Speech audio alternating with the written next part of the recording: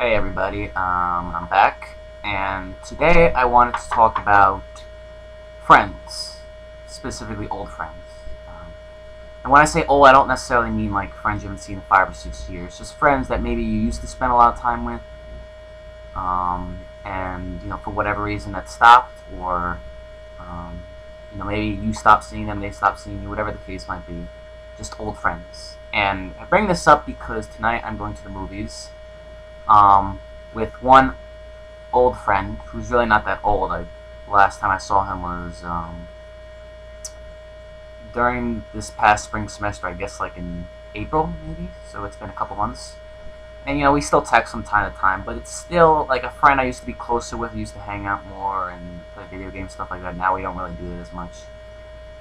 Going to the movies with him and a couple of other people who I've also been close with, friends with in the past, and unfortunately have sort of lost contact with, so to speak. And so I don't know how many of you can actually relate to this, because some of you may not have had any close friends, or maybe you've had more acquaintances than friends. You really haven't had that type of close relationship. Maybe within the last year, maybe a couple years, maybe your whole life. I don't really know. I used to have a good group of friends. We really came together probably like 6th or 7th grade. I used to have a really good group of friends. We all lived in the same community. So like my middle school years, 6th, 7th, 8th grade, and then even through early high school years, we, our bonds stayed pretty strong. And we used to hang out a lot. Especially, we all used to go to the same school, take the same bus. So I would talk to them and engage with them mostly through that experience, through school. And again, back then I wasn't thinking about this kind of stuff, social anxiety, depression, things like that. So it really, my experiences never, I guess, really bothered me as much. And again, I was really just focused back on school. Then my dad was strict, so I was focused on doing well in school and getting good grades, things like that. But one of the things that bothered me was that, outside of school, we wouldn't really hang out. And I wasn't like one of those, even back then, I guess social networking was in its infancy.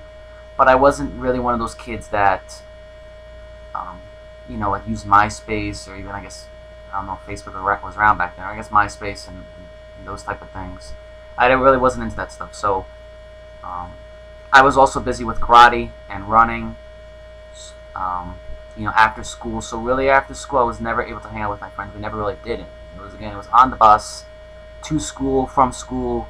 A couple of them were in my classes. It was a nice, I guess you could say, a nice time in my life. But even back then, I wasn't really happy. I was just sort of like fake happiness. Like I'm even keel. I'm all right, whatever. But what happened was that there was, I guess, a particular set of incidents that happened, I would say, probably early high school years, like 9th and 10th grade. What happened is that I started becoming a big recluse. And I'm trying to remember exactly what set it off, but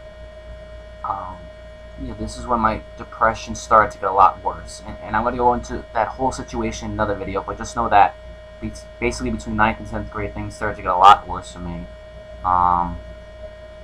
And I was just feeling really crappy about my life, and everything was completely falling apart. And what happened was, I was still trying to appease my friends. I was like half recluse, half appeaser, in that my friends would want to hang out. I didn't want to disappoint them, so I'd say I'd come over, and either one of two things would happen. Either I would not come over at all, or I would show up like very late, or make some sort of excuse and then maybe never show up, things like that.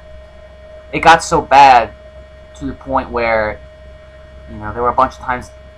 Again, we all lived in the same community, so we were within, most of us, walking distance of one another. My friends would come either on their bikes or just walk over to my house. They would ring the doorbell, knock on the door, I wouldn't answer. They would call, I wouldn't pick up. And it was just, I know I wasn't doing the right thing, but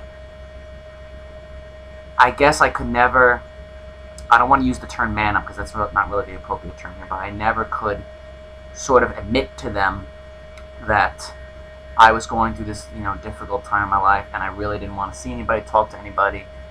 I didn't even know if I wanted that. It's like I still wanted to see him, but I didn't, and I just wanted to be by myself. That really wasn't fun. I just wanted to be alone and sort of try to get a handle on all the things that were happening, you know, um, and try to get my life back on track.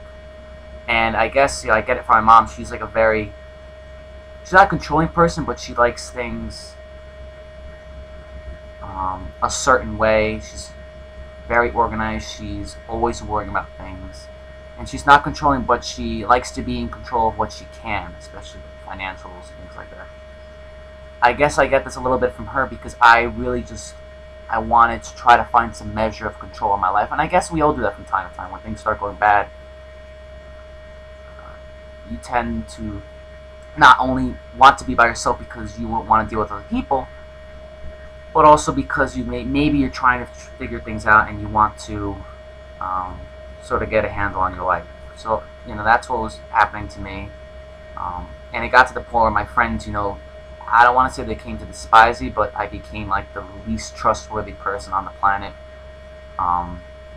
So many times that they would come to the door, I just wouldn't answer. They would call. And then the few times I did maybe hang out with them or show up, I guess I would just finally give in and force myself to hang out. They weren't exactly mean, but they would still make jokes like, "Oh, like look who showed up. Like, wow, you answered your phone. Like, congratulations." And again, I understood it from their perspective because I really was. They didn't understand, and I was sort of being a jerk. And I didn't mean to be at all. I was not trying to be. I wasn't like I hate them. I never want to see them again. I didn't want to talk to them. Social anxiety actually wasn't the biggest issue back then. It wasn't like I was hanging out with them and everything was disastrous and I hated myself and I was just like, I don't want to see you guys. It was a part of it. Like I said, social anxiety has always, I guess, been a part of my life, but it wasn't sort of the overwhelming factor that caused me to do this. And so what's happened since then, since high school, off and on, over the last couple of years, there's been stretches where, I've isolated myself, tried to figure out my life, just stayed at home. I also moved like 30 or 40 minutes west from where I used to be. So now I don't know anybody out here. So it's always, especially when I wasn't driving back then and I didn't have my driver's license, it was difficult to see my friends at all because, again, I didn't really have a way of getting there. But what's happened is that there have been stretches where I've been alone. I've isolated myself. I have not cared to see anybody. And at least for me, I can only do it so long before things like guilt, regret, fear start to take over, and it kind of forces me to go back up there. And so you go like through a cyclical pattern. I'm sure anybody understands, at least to a lesser degree, even in the simplest terms, like being, optimistic one day and maybe happy even, and other days you just kind of feel like crap. So I go through these cycles where we hang out a lot, maybe have some good times in there, but it still wasn't enough. I would still come back home, be cut off from the rest of the world. I would still be depressed. It was kind of like, even when we did hang out, not only did I feel sort of like an outsider, but I also just felt that it wasn't real. I was just like, okay, I would come to hang out and that's it. When I go back home,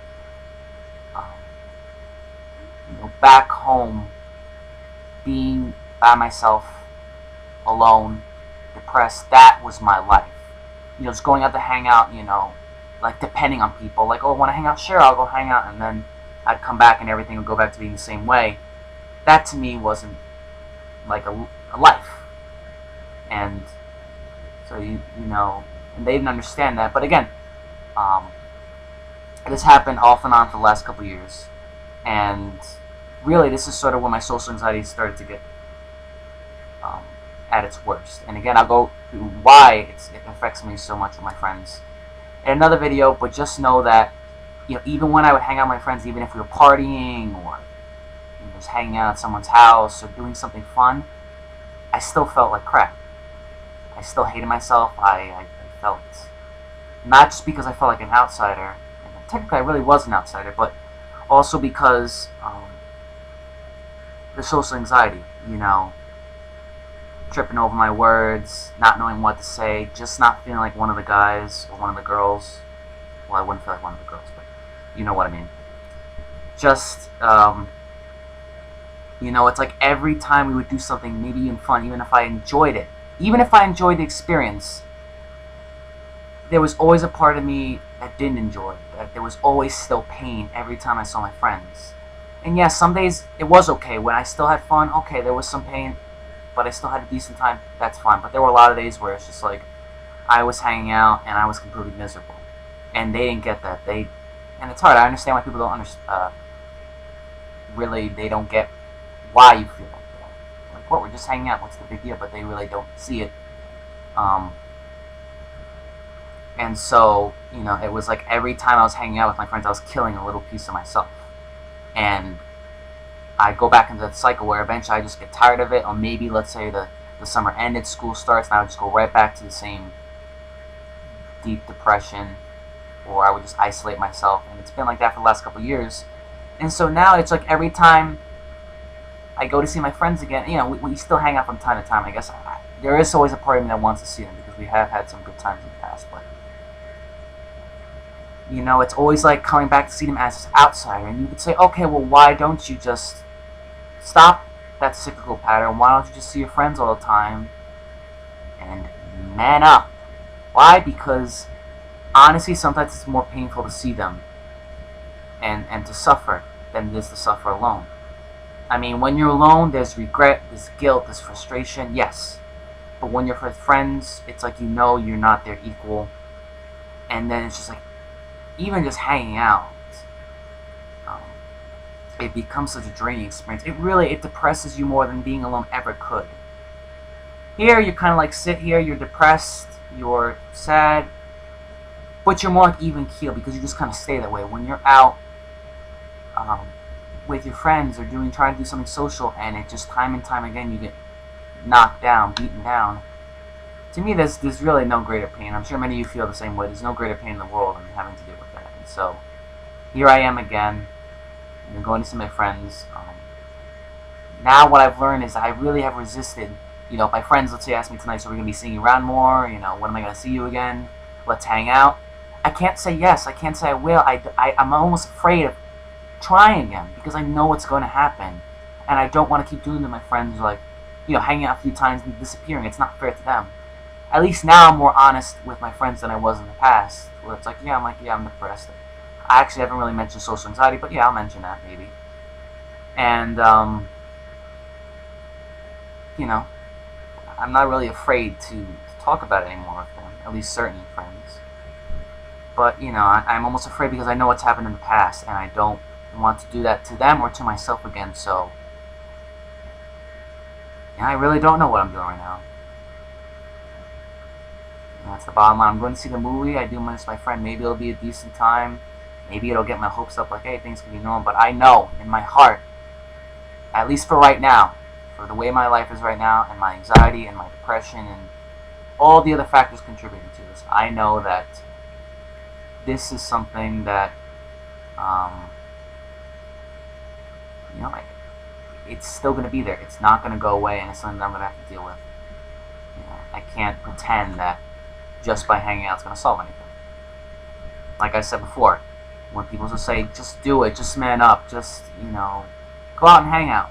Yeah, I've done that. It doesn't work. Like I'm sure many of you have. It doesn't work. Anyway, so I'm going to go to the movies. We're going to see Pacific Rim. It should be a good movie at least, and they're going to do half off appetizers at Applebee's. Whatever at this point, If it's bad, I've gone through 1,000 other experiences like it, so you know what? It's not going to kill me. Maybe it'll be a decent time. Maybe I won't be socially anxious as bad as I did in the past. Maybe I'll be able to think and be interesting. Or maybe I'll just be quiet and whatever.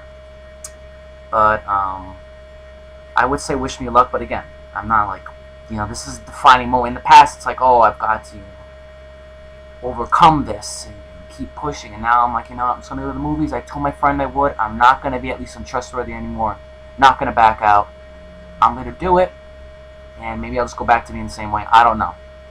So we'll see. Anyway, thanks for checking out this video. It's too long, I know. 15 minutes, but whatever. And I said I would do one of two things in my videos. I guess I will leave you with another random fact about myself. Random fact about me. I love mayonnaise on my bagels. I'll have butter too, cream cheese occasionally, but I love mayonnaise. I don't know when it all started. I knew I used to eat it as a kid. Um, Honestly, and people don't order like mayonnaise bagels. I wonder like how did this start? Like, did my dad put mayonnaise on a piece of bread, and I was like, oh, that's delicious. Like, can I get it on a bagel?